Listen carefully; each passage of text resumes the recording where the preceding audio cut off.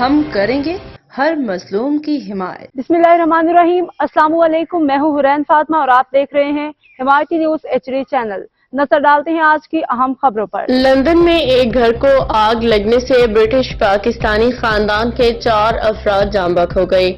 آگ لگنے کا واقعہ لندن کے شمال مغربی علاقے برینٹ میں پیش آیا، جس کے نتیجے میں 43 برس کی خاتون اور ان کی 15 سالہ بیٹی، 8 سالہ بیٹا اور 4 سالہ بیٹا جاں بحق ہو گئے ہیں۔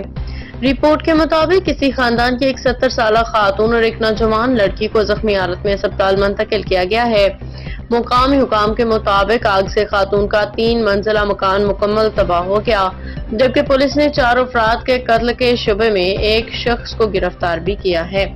رپورٹ کے مطابق متاثرہ خاندان تقریباً 20 سال قبل پاکستان سے برطانیہ منتقل ہوا تھا۔ اب تک کے لیے اتنا ہی۔ مزید خبروں اور اپڈیٹ سے باخبر رہنے کے لیے دیکھتے رہیں حمایتی نیوز HD چینل۔